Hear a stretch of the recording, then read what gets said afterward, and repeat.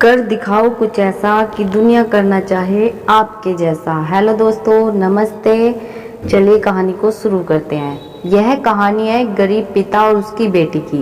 एक बार वह गरीब व्यक्ति अपनी बेटी को उसके स्कूल से लेकर शहर के एक महंगे होटल में पहुंचा।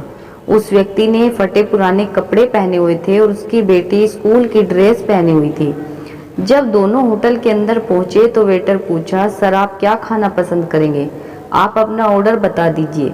तब उस व्यक्ति ने कहा कि आप मेरी बेटी के लिए एक प्लेट पाव भाजी लेकर के आ जाइए बस।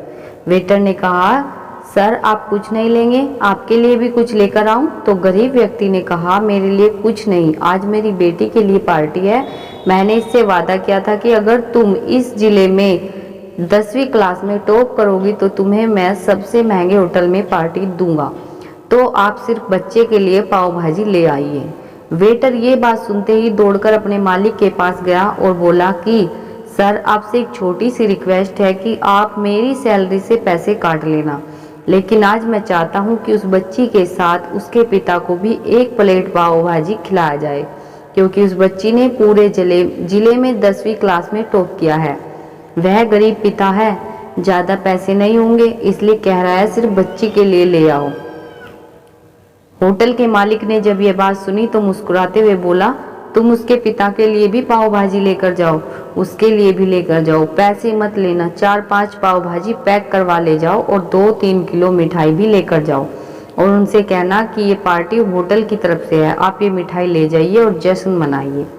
जब वेटर ने 2 प्लेट पाव भाजी लेकर गया तो वह व्यक्ति चौंक गया और बोला, मैंने तो एक ही मंगाई थी, मेरे पास पैसे नहीं है। वेटर बोला, अरे सर शर्मिंदा मत कीजिए, ये पार्टी होटल की तरफ से है, आपकी बेटी हमारी बेटी ने टॉप किया है, ये मिठाइयाँ लेकर जाइए और जश्न मनाइए। पिता और बेटी बहुत खुश हुए और चले गए। कई साल बीत गए।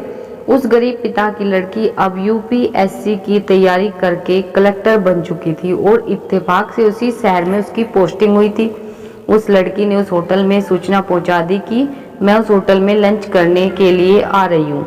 होटल के मालिक ने जब ये सुना तो होटल को पूरी तरह से सजवा दिया। गांव में ये बात पूरी तरह से फैल गई और कस्बे के सभी लोग उन्हें देखने के लिए आने लगे। कलेक्टर अपने पिता के साथ उस होटल में पहुंची। कलेक्टर ने होटल के मालिक से कहा कि शायद आप मुझे पहचाने नहीं, हम वही पिता पुत्री है जो कि हमारे 10वीं क्लास टॉप करने पर आपने मुझे पार्टी दी थी।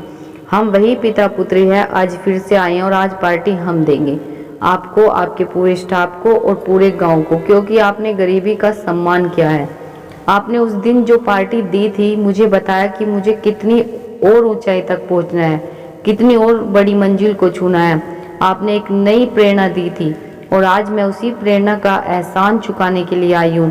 वो मैडम ये सब कहते जा रही थी और आंखों से आंसू बहते जा रहे थे।